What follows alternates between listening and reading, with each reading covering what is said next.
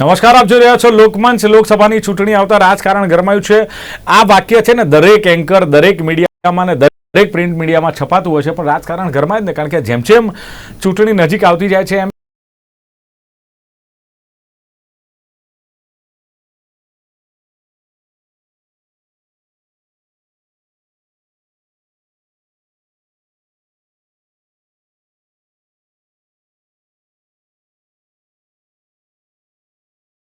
એક પછી એક જે રાજકીય પક્ષો જે એક્શન મોડમાં આવતા જાય છે ને જે નિર્ણયો લેતા જાય છે એને લઈને ક્યાંક રાજકારણ ગરમાય. તમે શું કે ઉમેદવારોની પસંદગીના મુદ્દે ક્યાંક અસંતોષ તમામ રાજકીય પાર્ટીઓમાં સમાજના આગેવાનોની બાઇટ સાંભળવા મળશે. રૂપાલાજીની ટિકિટ રદ કરવામાં આવે, આખું એક ચાલતું હોય છે. અને ત્રીજી વાત, જ્ઞાતિવાદ, અમારી જ્ઞાતિને ટિકિટ નથી મળીને ફલાણાને મળી છે. આમ જ્ઞાતિ એક જ હોય, એમાં પેટા જ્ઞાતિઓ એમાં પણ એક જ્ઞાતિને ટિકિટ આપી દીધી તો પણ ક્યાંક અસંતોષ.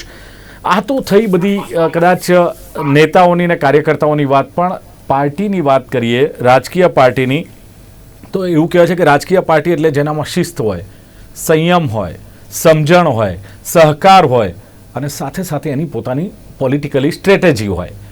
પણ શું આજકાલની રાજકીય પાર્ટીઓમાં બધું જોવા મળે છે? કારણ કે તમે જુઓ કે શિસ્તની વાતોને બણગા ફૂંકતી પાર્ટીઓ, રાજકીય પાર્ટીઓ, મારે નામ નથી દેવું પણ ક્યાંક ભ્રષ્ટાચાર, આક્ષેપ પ્રતિ આક્ષેપ, અસંતોષ, પક્ષ પલટો, પોતાના જોઈને એના ટાંટિયા ખેંચવાના, આ બધું જે ચાલતું હોય છે એને લઈને સવાલો એ ઉઠે છે કે વ્યક્તિ હોય, સંસ્થા હોય કે રાજકીય પક્ષ હોય, અને એનો વિકાસ ત્યારે જ શક્ય બને જ્યારે એનામાં શિસ્ત હોય.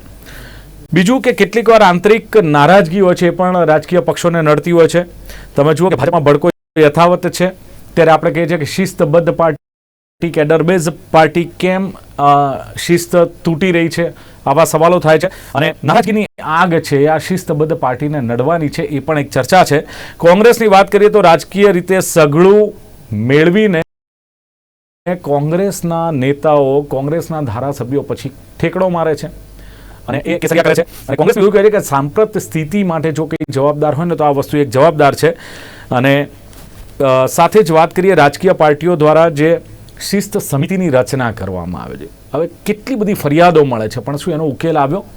આમ આદમી પાર્ટીની વાત કરીએ તો આમ આદમી પાર્ટી પણ ક્યાંક નો ડાઉટ પંજાબ ને દિલ્હીમાં જે સક્સેસ રહી છે, સત્તા બનાવવામાં ઘણી જગ્યાએ એમના ધારાસભ્યો છે, ઘણી જગ્યાએ સફળતા પ્રાપ્ત કરી છે, સ્ટ્રેટેજીથી આગળ વધી રહ્યો છે. પણ આખરે એક આક્ષેપ એની પર એમ થાય છે કે તમે ભ્રષ્ટાચાર મુક્તની વાતો કરો છો ને તમારા જ નેતાઓ ભ્રષ્ટાચારમાં રચ્યા પચ્યા છે, એને લઈને જેલમાં છે, એમની પર કેસો છે. એટલે આમ આદમી પાર્ટી પર પણ સવાલો ઉઠી રહ્યા છે. ચર્ચા કરવી છે કે રાજકીય પક્ષ પણ શિસ્ત, સંયમને સ્ટ્રેટેજી વિશે, અને એના માટે ચર્ચા કરવા માટે મારી સાથે વરિષ્ઠ પત્રકાર અને ધબકારના તંત્રી નરેશ વરિયા મારી સાથે છે. નરેશ, સ્વાગત છે. સાથે જ કોંગ્રેસના પ્રવક્તા મુકેશ પંચાલ મારી સાથે છે. મુકેશજી, આપનું સ્વાગત. અને આમ આદમી પાર્ટીના પ્રવક્તા અજીત લોખીલ, અજીતજી, આપનું પણ સ્વાગત છે. નરેશભાઈ, શરૂઆત આપણાથી કરીએ. ઘણી બધી ચૂંટણીઓ જોઈ છે અને ઘણું બધું ચૂંટણીનું વિશ્લેષણ કર્યું છે, અને એક પત્રકાર છો ત્યારે મેં કહ્યું તેમ કે શિસ્તની વાતો દરેક રાજકીય પાર્ટીઓ કરતી હોય છે. ક્યાંક સંયમ જોઈએ, સ્ટ્રેટેજી જોઈએ, પણ શું લાગે છે કે મૂલ્યો અને એ જે સિદ્ધાંતો છે એનો ક્યાંક લોપ થઈ રહ્યો છે રાજકીય પાર્ટીઓમાં? કયા પ્રકારની રાજનીતિ જોઈ રહ્યા છો? દિલીપભાઈ, જીવનની અંદર શિસ્ત, સંયમ અને સ્ટ્રેટેજી એ જેવી રીતે જરૂરી છે એમ રાજકીય પાર્ટીમાં પણ જરૂરી છે. લોકતંત્રનું ઉદ્દેશ કે લોકતંત્રનું સૌથી મૂળભૂત કારણ જ્યાં શિસ્ત, સંયમ અને સ્ટ્રેટેજી છે. કારણ કે લોકતંત્રની અંદર ચૂંટણી મહત્વની છે. રાજકીય પક્ષોની રચના જે થવામાં આવે છે, એના બંધારણો બને છે, જે પણ કંઈ બને છે, અંદર શિસ્ત મહત્વનો ભાગ ભજવે છે. પણ એ શિસ્ત અત્યારે આપણે જોઈએ છે ગુજરાતની અંદર કે દેશભરમાં જે ચૂંટણી લોકસભાની જાહેર થઈ પછી શિસ્તના લીરે લીલા ઉડી જાય છે. પાર્ટીના કાર્યકરો શિસ્ત જાળવતા નથી, નેતાઓમાં પણ એ શિસ્તનું રહ્યું નથી. અને જે તમે સંયમની વાત કરો છો તો પિત્તો ગુમાવી દેવો એ નેતાનો અત્યારનો સૌથી મોટો અવગુણ છે. સ્ટ્રેટેજીની તો વાત પછી આવે, પણ સૌથી પહેલું કે એ લોકો શિસ્તને ક્યાંય ખોરાણે મૂકી દીધી છે. આજના જે નેતાઓ છે એ નેતાઓને સહિષ્ણુતા હોવી જોઈએ રાજકારણમાં. કારણ કે આપણે પ્રજાકીય કામો કરવાના, પ્રજા વચ્ચે જવાનું છે, પ્રજા વચ્ચે તમારે સામંજસ્ય જાળવવાનું છે, ત્યારે તમારામાં આ સૌથી પહેલો ગુણ શિસ્તનો હોવો જોઈએ, સંયમ હોવો જોઈએ. તમારે ક્યારેય પણ કોઈ કાર્યકર્તા હોય, કોઈ નેતા હોય, કે પ્રજા હોય એ તમને જયારે પ્રશ્ન પૂછે છે કે એના પ્રશ્નની રજૂઆત કરે છે તો ત્યારે પણ નેતાઓએ શિસ્ત જાળવવો પડે છે. બીજું તમે આપણે ઘણા સમયથી જોયું હશે કે જે શિસ્ત અને સંયમ જે ભારત દેશ આઝાદ થયો રાજકીય નેતાઓમાં જે હતી, કાર્યકર્તાઓમાં જે શિસ્ત હતી એ શિસ્ત આજે આપણને ક્યાંય જોવા મળી નથી. એનું એક કારણ એ છે, આપણે જયારે દેશ આઝાદ થયો તો એ આઝાદની પશ્ચાદભૂમિ એક સ્વાતંત્રતાની લડતની હતી. એટલે જે લોકો રાજકારણમાં આવતા હતા એમનો એક ધ્યેય ત્યારે સેવાનો હતો. અત્યારે જે છે એ સેવા નહીં, પણ તમારે સેવાની સાથે એક પાવર જોડી દીધો છે. અને જયારે રાજકારણની અંદર તમારો ધ્યેય સત્તા બની જાય, જોકે એનું ધ્યેય સત્તા જ છે, પણ એ જ્યારે તમારો કોઈ પણ રીતે સાધન શુદ્ધિ વગર તમારે માત્ર ને માત્ર સત્તા મેળવવાની વાત આવે છે ત્યારે દરેક નેતાઓમાં જે આપણને જોવા જોઈએ જે નેતૃત્વ છે એ નેતૃત્વમાં શિસ્ત જોવા મળતી નથી. અને ક્યારેક નેતૃત્વ જયારે શિસ્તતામાં ન રહેતું હોય તો એની જે અસર છે છેક સુધી પડતી હોય છે. ભારતીય જનતા પાર્ટીના પ્રવક્તા અહીંયા નથી, પણ કહેવાનું હું માંગીશ કે આજે જે શિસ્તબદ્ધ અને કેટરબદ્ધ જે પાર્ટી કહેવાતી હતી એમાં સૌથી વધુ આ વખતની ચૂંટણીમાં, અને દિલીપભાઈ આપણે પણ યાદ હશે કે 2022 જે વિધાનસભાની ચૂંટણી ગઈ ત્યારે પણ ઘણી બધા ઘટનાઓ બની, ઘણા બધા બનાવો બન્યા કે ભારતીય જનતા પાર્ટીની શિસ્તના ત્યાં કોઈ શિસ્ત જળવાઈ નથી. છતાં નરેશભાઈ સફળ છે. છતાં નરેશભાઈ સફળ છે. ભારતીય જનતા પાર્ટી સફળ છે. તમે જુઓ કે 10 વર્ષથી કેન્દ્રમાં છે. જો સફળ રાજકારણની અંદર સત્તા મેળવીને સફળ થવું એ અલગ વાત છે. સફળ તો તમે આપણે બીજા દેશની તો વાત કરીએ તો દેશોની અંદર તાજેતરમાં પણ રશિયા જેવું સામ્યવાદી દેશ છે, ત્યાં પણ ચૂંટણી થાય છે, ત્યાં પણ શિસ્ત હોય છે. જે શિસ્તની જે વાત છે, સફળતાની વાત છે, સફળતા ઘણા બધા એની અંદર કારણો હોય છે. ચૂંટણીની અંદર આપણને ખબર છે, તમે જયારે પ્રારંભમાં બોલ્યા જે તમે ભૂમિકા બાંધી એમાં કહ્યું કે જ્ઞાતિવાદની વાત આવે છે, તો જ્ઞાતિવાદ છે, ધર્મ છે, કે બીજા બધી બાબતો છે, એનું પોલરાઇઝેશન કરીને ચૂંટણીમાં મત મળતા હોય છે, એ આપણને ખબર છે. તો એક સત્તા મેળવી લીધા માત્રથી જે રાજકારણની જે અત્યારે એમને જે મુશ્કેલી છે, જે શિસ્તતાની જે વાત કરીએ છીએ, શિસ્તતા નથી જળવાતી. હું માનું છું કે સત્તા મેળવી લીધી એટલે માત્ર સફળતાનો માપદંડ ન હોય. અને અત્યારના રાજકારણમાં આપણે એક વાત પ્રવર્તે છે કે કોઈ પણ ધારો કે કોઈ તમે એ પણ વાત કરી આમ આદમી પાર્ટીની ભ્રષ્ટાચારની જે વાત કરીને એના જે નેતાઓને જેલમાં જવું પડ્યું, તો ક્યારેક તમને પ્રજા ચૂંટી લાવે છે તો એનો અર્થ એ નથી કે આપણને ક્લીન ચીટ મળી ગઈ. આવી બાબતો ઘણા વર્ષોથી ગુજરાતની રાજકારણ પણ આપણે જોઈ છે. ઘણી ઘટનાઓ બની અને જયારે સત્તા પક્ષ આવે ત્યાં કે અમને લોકોને ચૂંટી મોકલ્યા છે. સાચી છે, લોકતંત્ર છે, લોકો ચૂંટીને મોકલે, પણ એનો અર્થ એ કદાપી ન થઈ શકે કે ખાલી ચૂંટાઈ આવવું એટલે તમારામાં જે રાજકારણના જે મૂલ્યો હોય, લોકશાહીના મૂલ્યો હોય, એ પણ એટલા જ તમારામાં મજબૂત છે. જી, ઓકે. અજીતભાઈ, તમારી પાર્ટીને એવું કહેવાય છે કે ભાઈ શિસ્તબદ્ધ પાર્ટી, અને અમારી પાર્ટી તો સત્ય સાથે છે, લોકોના પ્રશ્નોની સાથે છે. આવી જયારે ચર્ચા થતી હોય અને પછી જયારે તમારા નેતાઓ, ઇવન તમારા સુપ્રીમો આમ આદમી પાર્ટીના દિલ્હીના મુખ્યમંત્રી સહિતના નેતાઓ છે, ત્યારે ભ્રષ્ટાચારના મુદ્દે જો જેલમાં જતા હોય એમની સામે કાર્યવાહી થતી હોય તો તમારી પાર્ટી સામે પણ શિસ્ત અને સંયમ કે જે કે એની સામે સવાલો ઉઠવાના. અજીતભાઈ જી, પહેલા તો આજે ઘણા સમય પછી આપના ચેનલના માધ્યમથી આપે એમને જે ડિબેટમાં બેસવા માટેનું જે પ્લેટફોર્મ દીધું, અમારી વાત રાખવા માટેનું, એ બદલ આપનો આભાર, આપની ચેનલનો પણ આભાર. પણ જે રીતે હમણાં નરેશભાઈ વાત કરી, હું આપના પ્રશ્નનો પણ જવાબ દઉં છું, પણ ત્યાંથી શિસ્ત અને સંયમની વાત છે એને થોડી આગળ વધારું, એ રિપીટ નથી કરતો. પણ આવું ક્યારે થાય છે કે જયારે શિસ્ત અને સંયમ બંને ખોવાઈ જાય છે? શા માટે શિસ્તબદ્ધ કહેવાતી પાર્ટી આજે આટલા વર્ષ પછી આ વખતની ચૂંટણી, તમે જેમ હમણાં બોલ્યા કે ભાઈ ખૂબ જ આ વખતે એ લોકોમાં શિસ્ત અને સંયમના ધજાગરા ઉડે છે, તો એનું કારણ મને એવું લાગે છે કે ક્યાંક સામ દામ દંડ ભેદ આવી નીતિ અપનાવીને વિરોધ પક્ષોને ખતમ કરવાના હેતુથી એ લોકો દરેક વિરોધ પક્ષને દબાવીને એમના નેતાઓને લોભ લાલચ પ્રલોભનો આપી અને બધાને એક જગ્યાએ ભેગા કરે છે. જે વિચારધારાથી કાંઈ લેવા દેવા હોતું નથી, જે લોકો આવી રીતે ભેગા થાય છે અલગ અલગ પ્રકારના, એટલે સ્વાભાવિક રીતે છે, આ પૃથ્વી સંસારનો નિયમ છે કે આવું અલગ અલગ બધું ભેગું થાય ને ત્યારે આવા સંઘર્ષો અંદર થાય, અને એમને કોઈ વિચારધારા સાથે લેવા દેવા ન હોય, એમને કોઈ પણ પબ્લિકના કેમ કામ થશે, કેવી રીતે લોક ભોગીએ આપણે રાજનીતિ કરીએ, એની સાથે કઈ લેવા દેવાનું હોય. અને એટલા માટે જ આજે આપણે જોઈએ છીએ જે રીતે ભાજપે સામદામ દંડ ભેદથી બધા પોલિટિકલ પાર્ટીઓને ખતમ કરવાથી બધાને ભેગા કરી લીધા છે, અને એટલે જ એના જ આ પરિણામ આજે ભોગવી રહી છે. એનાથી પણ આગળ વાત કરું તો જ્યારે શીર્ષ નેતૃત્વ તાનાશાહી ઉપર ઉતરી જાય, જેવું પાર્ટીમાં લોકશાહી જેવું ન બચે, કાર્યકર્તાઓ જે જમીની સ્તર ઉપર વિચારધારાથી જોડાઈ રાત દિવસ મહેનત કરતા એની વાત સાંભળવામાં ન આવે, ત્યારે પણ એ લોકો, મને એવું લાગે છે કે એક લેવલ સુધી દબાઈને પછી એનો વિસ્ફોટ થતો હોય. આજે એ જ ભારતીય જનતા પાર્ટીમાં આપણને જોવા મળી રહ્યું છે કે જે લોકો પાર્ટીની વિચારધારાથી જોડાયા હતા, ગ્રાઉન્ડ ઉપર કામ કરે છે, એમને કોઈ સાંભળવા વાળું નથી. એટલે આજે એમાં આ સંઘર્ષનો આપણે જે માહોલ જોઈએ અજીતભાઈ, છીએ, વિચારધારાની વાત આવે ને એટલે એ આમ આદમી પાર્ટી સામે એટલે સવાલો ઉઠે કે નહીં, તમે કોંગ્રેસ સામે આક્ષેપો કરતા હતા, વિધાનસભામાં કોંગ્રેસની સામે ચૂંટણી લડતા હતા, અને એ જ કોંગ્રેસ જાણે ખતમ થઈ રહી છે અને કોંગ્રેસમાં કશું વધ્યું નથી અને વિરોધ પક્ષ જેટલી ક્ષમતા નથી, એ જ કોંગ્રેસ સાથે તમે ગઠબંધન કરીને અત્યારે ગુજરાતમાં ચૂંટણી લડી રહ્યા. ક્યાં ગઈ તમારી વિચારધારા?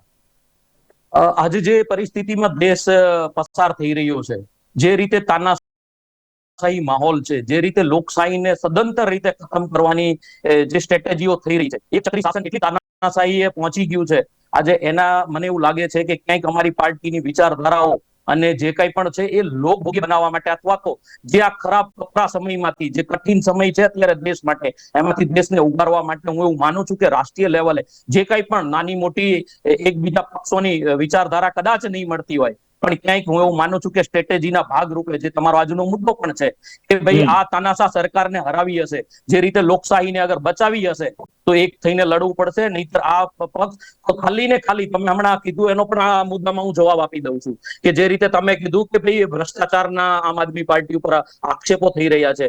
માફ કરજો, એક શબ્દ આપણે તમારે એમાં થોડો આગળ ઉમેરવો જોશે, જેમ નરેશભાઈને પણ હું કહું છું કે કથિત ભ્રષ્ટાચાર બોલતા જાઓ, કેમ કે આ ભ્રષ્ટાચારો સાબિત નથી થયા, અને એનું જ આજે સંજયસિંહજીને જે સુપ્રીમ કોર્ટે, અમે આક્ષેપ જ કહ્યું છે, મેં નરેશભાઈ આક્ષેપ જ કહ્યા છે કે આક્ષેપ છે. તમે સમજો કે આ રીતના આક્ષેપો કરીને જે રીતે વિપક્ષોને મારી મચોડીને દબાવવાની કોશિશ કરવામાં આવે છે, અમારા શીર્ષ નેતૃત્વ એવા ટોપના 4-5 લીડરો કે એમને જેલમાં નાખીને આમ આદમી પાર્ટીને ખતમ કરવા માટે આવા કથિત આક્ષેપો છે. આ કોઈ ભ્રષ્ટાચાર સાબિત થયેલો નથી. અને જ્યારે ભ્રષ્ટાચારની વાત આવે તો મને એવું લાગે છે કે માનનીય પ્રધાનમંત્રીજી જે મંચ ઉપરથી બોલે છે, આજે દેશની જનતા જાણે છે, જેટલા પણ થોડાક પણ બુદ્ધિજીવી લોકો છે એ પણ જાણે છે કે હું ભ્રષ્ટાચારને કંઈ પણ નહીં સહન કરી લઉં. તો એમની પાર્ટીમાં જેટલો ભ્રષ્ટાચાર છે,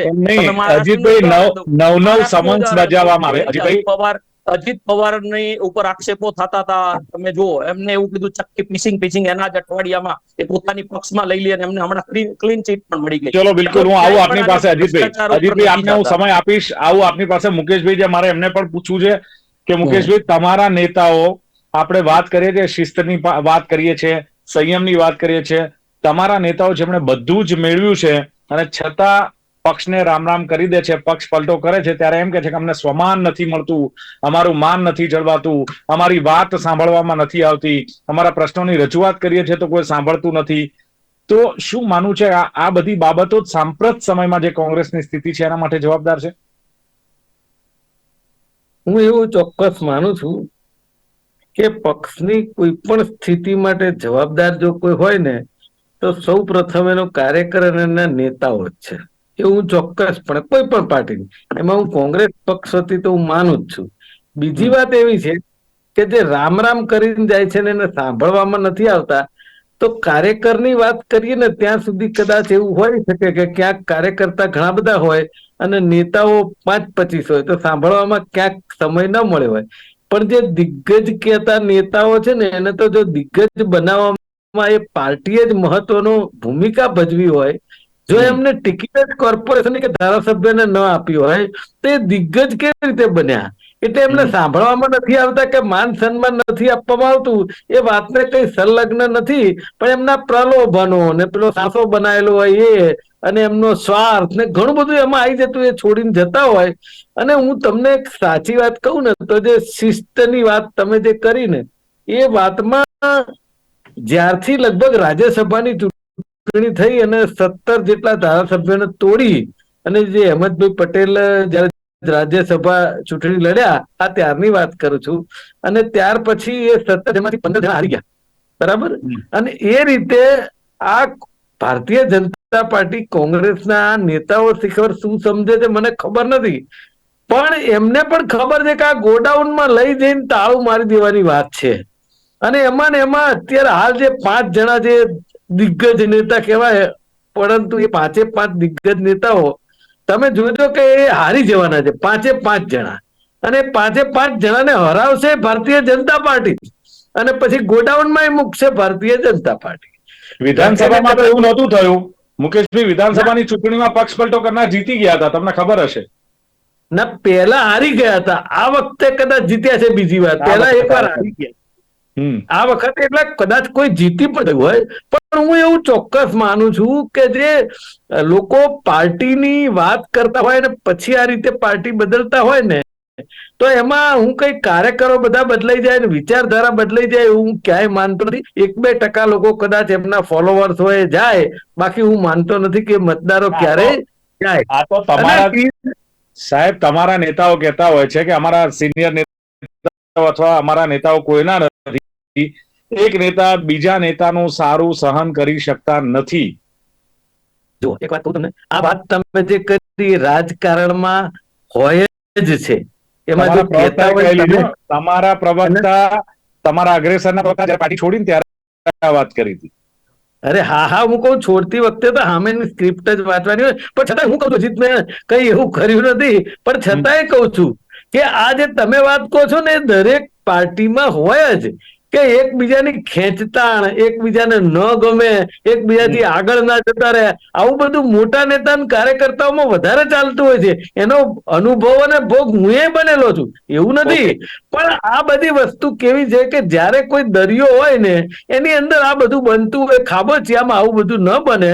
અને જે વિશ્વની સૌથી મોટી પાર્ટી કહેવડાવતા ભારતીય જનતા પાર્ટીના લોકો આજે કોંગ્રેસના લોકોને લઈ જઈ અને બેબાકડા થઈ ગયા છે કે અમે જીતીશું કે નહીં જીતીએ, જીતીશું કે નહીં જીતીએ. એટલે જે વિસ્તારમાંથી અમને લાગે એ લોકોને લેવા માંડ્યા છે.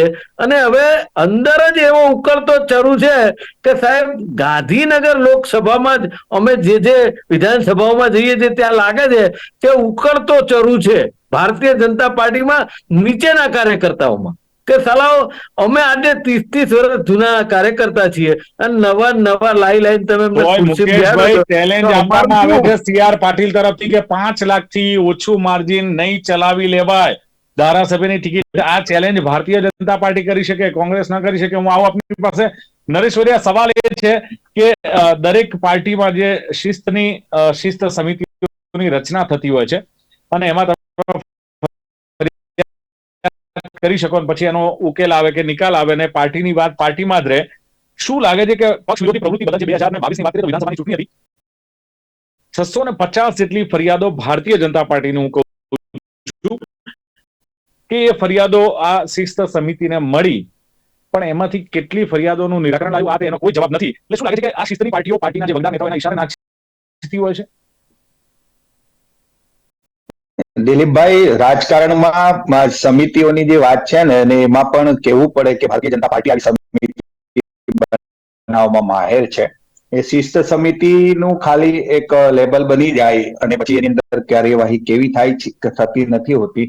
મૂળ મુદ્દો એ છે કે શિસ્તની આપણે વાત કરીએ ને તો જે શિસ્ત હોવી જોઈએ એ એવી શિસ્તની વાત છે કે જે લોકતંત્રને કે લોકશાહીને મજબૂત કરતી શિસ્ત હોવી જોઈએ. રાજકારણને જો આપણે જે તમે 3 મુદ્દા છે એની પર હું વધારે એટલે બીજા પક્ષો કરતા એની પર વધારે જો તમે અત્યારે ભારતીય જનતા પાર્ટીમાં મુકેશભાઈ વાત કરી કે ઉકલતા ચરુ, એ સાચી વાત છે, ઉકલતા ચરુની સ્થિતિ છે, પણ એમાં કોઈ બોલીને સામે નથી આવતું. એ લોખંડની શિસ્ત છે. લોખંડની શિસ્ત છે નહીં. તમે જયારે રાજકારણમાં આવો છો તો તમે પોતાની વાત રજૂ ન કરી શકતા હોય, તમારું નેતૃત્વ સાંભળતું ન હોય, ત્યારે એ વ્યક્તિઓએ જાહેરમાં ઘણી વખત પોતાના બળાપા કાઢવા પડતા હોય છે. હવે એ બળાપો કે એ રજૂઆતને જો તમે એને શિસ્તતાનો ભંગ કરો તો પણ અહીંયા પ્રશ્ન ઉપસ્થિત થાય છે કે તમે જે બોલવાનો અધિકાર છે એ તમારા બનાવેલા નિયમો આધીન છે કે પછી એને પોતાને જયારે પક્ષની વાત કરતો હોય, સ્વાભાવિક છે કે દરેક વ્યક્તિ દરેક બાબતો પોતાની ન ઉઠાવતો હોય. આપણા હમણાં તાજેતરનો વડોદરાનો દાખલો છે. જ્યોતિબેન પંડ્યાએ જે વાત કરી એ વાતની અંદર એક ટોન એમને કદાચ જે અસંતોષ છે ટિકિટથી એ તો હતો જ, પણ એમણે સાથે સાથે બીજી વાત એ પણ કરી કે જે રંજનબેન ભટ્ટ છે એનું જે કંઈ પણ થોડીક ભ્રષ્ટાચારની જે પણ કઈ વાત હતી વચ્ચે મુખ્યમંત્રી ત્યાં જાય છે વડોદરાના વિકાસની વાત હતી. હવે એમણે જે વાત કરી એને તમારે બે દ્રષ્ટિએ જોવી પડે કે એમણે ઉમેદવાર સામે વાંધો કદાચ બળાપો જાહેર કર્યો છે તો છે, પણ એમણે જે રજૂઆત કરી એની અંદર એક પાર્ટીની જે આપણે વાત કરીએ છીએ એના કરતા અલગથી વાત એ થાય છે કે એમને જે કાર્ય કરવું જોઈએ એની જગ્યાએ એમણે ટર્ન લીધો છે. શિસ્તની આ જે નેતાઓ હોય છે એ શિસ્તના પગલા કે એવા જ લોકો સામે લેવામાં આવતા હોય છે કે જેનાથી પક્ષને ફાયદો કેટલો થયો છે, નુકસાન કેટલું થયું ચૈતર છે. વસાવા સામે પગલા ન ભરાયા નરેશભાઈ. ચૈતર વસાવાએ પણ બળવો કર્યો, રાત્રે 1:30 વાગે રાજીનામું પડે એમને સમજાવી લેવામાં આવ્યા, કારણ કે ખબર છે કે આ કામની વ્યક્તિ છે, આની પાછળ વોટ બેંક છે, આની પાછળ જનતા છે. ચૈતર વસાવા કે પછી કેતન ઇનામદાર? કેતન ઇનામદાર જી. હા, કેતન ઇનામદાર. ઇનામદાર. એટલે મારું કહેવાનું મતલબ એ છે કે જ્યારે રાજકીય પક્ષોને નુકસાન થવાની વાત આવે તો એ તમારી સામે શિસ્તતાના કોરડા વીંટતા હોય છે, એને ફાયદો થવાનો હોય. અને બીજી વાત છે કે આ પક્ષોને બહુ ધ્યાનથી સમજવા જેવા છે. પુરુષોત્તમ રૂપાલા નિવેદન આપે છે એની સામે અત્યારે પરિસ્થિતિ એ છે કે ક્ષત્રિય સમાજ સામે પડ્યો છે, ઉપર ચૂંટણી છે અને નુકસાન થાય છે. બીજી વાત, આપણે કદાચ થોડા ભૂતકાળમાં જઈએ, જે ખરેખર જાહેર જીવનની શિસ્તતાને પણ ઓળંગીને અનુરાગ ઠાકુરે નિવેદન આપેલું, ગોલી મારો 4 લોકો, એના જ સાહિબસિંહ વર્માના પુત્રે નિવેદન આપેલું, તો એને તમે રાજકીય શિસ્તતાને એક સમાજની શિસ્તતાનો જેને ભંગ કર્યો એની સામે પગલા નથી લેવાતા. અને તમે જયારે પક્ષની વાત આવે, જે પક્ષ કે નુકસાન થવાની વાત આવે અને તમારા જ નેતાઓ સામે જયારે આંગળી ચીંધવામાં આવે ત્યારે રાજકીય પક્ષોની શિસ્તતાનો ભંગ ગણી લેતા હોય છે. આપણે થોડાક પાછલા સમયમાં જઈએ, આ કેડર બેઝ પાર્ટીમાં આત્મારામ કાકાનું ધોતિયું ખેંચવાની ઘટના ગુજરાતમાં બની છે અને કોંગ્રેસમાં સીતારામ કેસરીની જે સાથે જે વલે થઈ છે એ પણ આપણે રાજકારણથી માહિતી. બિલકુલ. અજીતભાઈ હવે સવાલ એ થાય છે કે જયારે એનડીટીવી નો એક કાર્યક્રમ હતો ત્યારે કેજરીવાલને પૂછવામાં આવ્યું કે દરેક રાજ્યમાં તમે ભારતીય જનતા પાર્ટી સામે લડો છો તો તમે કોંગ્રેસને નબળી પાડો છો. ત્યારે કેજરીવાલજીએ એમ કહ્યું હતું કે કોંગ્રેસને નબળી પાડવા માટે રાહુલ ગાંધી છે, મારી ક્યાં જરૂર છે. એ જ રાહુલ ગાંધી સાથે જો તમે ગઠબંધન કરો છો, એક પાટલા પર બેસો છો, તો ક્યાં ગયા તમારા નીતિના મૂલ્યો?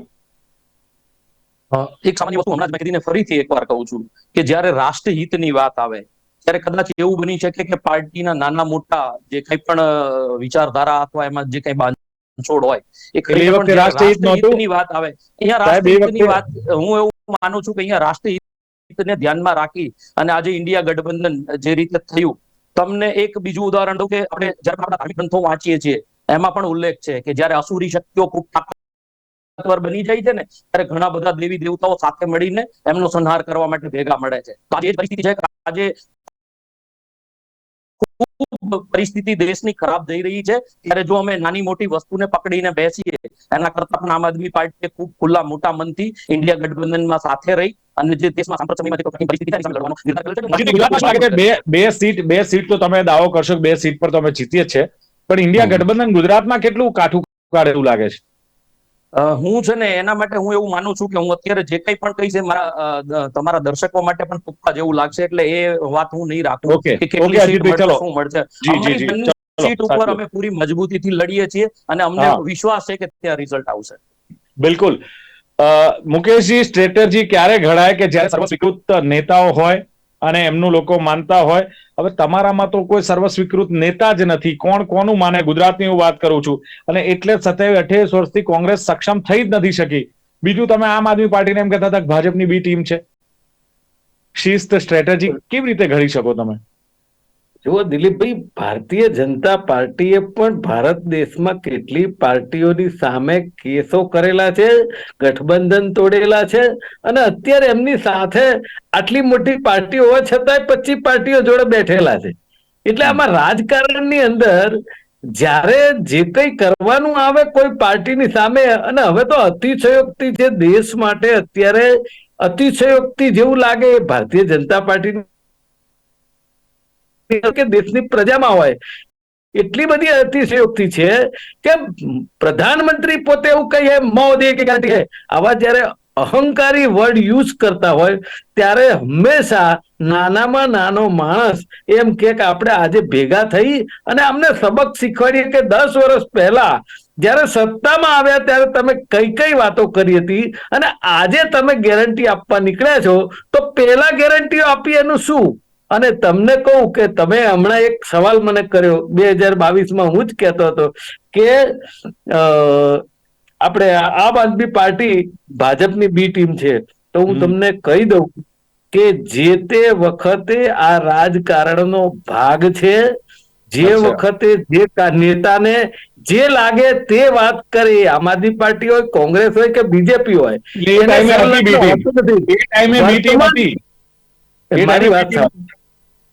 મારી વાત સાંભળો. અમને એવું લાગતું હતું, તમે સમજો, હું કહેતો હતો એટલે અમને જે લાગતું હતું, પણ મારી વાત એવી છે કે રાજકારણની અંદર વર્તમાન કાળમાં જે હોય એ જ સાચું. બાકી જો તમે મારી વાત સાંભળી, જો ભૂતકાળમાં તમે જવા જાઓ તો તમારે ચોક્કસ 2 કાન પકડીને કબૂલ કરવું પડે કે 2014માં જે દેશવ્યાપી આંદોલન કર્યું ત્યારે લોકલાડીલા પ્રધાનમંત્રીએ 400 રૂપિયા ગેસનો બાટલો 50 રૂપિયા પેટ્રોલની વાત આજે 10 વર્ષથી નથી કરી શક્યા.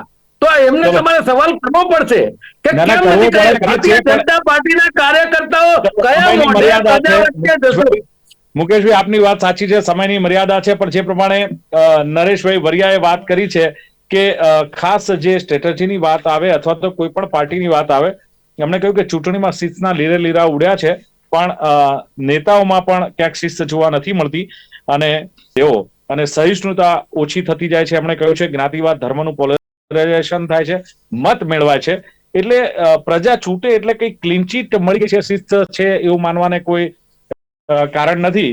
અને સાથે જે પ્રમાણે વાત ચાલી છે કે અજીતભાઈએ કહ્યું કે સામદામ દંડ ભેદથી વિરોધ પક્ષને ખતમ કરવાની જે ભાજપની સ્ટ્રેટેજી છે ખુલ્લી પડી ગઈ છે. એમણે કહ્યું કે આ પાર્ટીને વિચારધારા સાથે કોઈ લેવા દેવા નથી, અને જે આમ આદમી પાર્ટીની ભ્રષ્ટાચારની વાત આવે છે એ કથિત ભ્રષ્ટાચાર છે, એ સાબિત નથી થયો. મુકેશભાઈએ કહ્યું એમ કે દિગ્ગજ નેતા બનાવવામાં કોંગ્રેસના જે દિગ્ગજ નેતા બન્યા છે એમાં પાર્ટીનો જ ફાળો છે, ત્યારે એ ધારાસભ્ય બન્યા, ત્યારે એ સાંસદ બન્યા છે. અને ભાજપ હવે 2 બાખડું થયું છે, ઉકળતો ચરુ છે, એટલે ભાજપની સામે ફાઇટ આપવા માટે આમ આદમી પાર્ટી, કોંગ્રેસ એટલે કે ઇન્ડિયા ગઠબંધન પણ ગુજરાતમાં અને દેશમાં તૈયાર છે. ચર્ચાનું સમાપન કરીએ છીએ. મુકેશ પંચાલ, અજીત લોખીલ ત્રણે ઉપસ્થિત રહ્યા. ખૂબ ખૂબ આભાર. Thank you. આભાર આપનો દિલીપભાઈ. આભાર. Thank you. તો દર્શક મિત્રો, લોકમંચ કાર્યક્રમમાં હતી આજની ચર્ચા કે લોકો પાસે શિસ્તની અપેક્ષા રાખતી કાર્યકર્તાઓ અને નેતાઓ પાસે રાજકીય પક્ષો કેટલા શિસ્ત, સંયમ અને પ્રોપર સ્ટ્રેટેજીથી ચાલે છે. ફરી મળીશું. જોતા રહો ગુજરાત ન્યૂઝ. નમસ્કાર.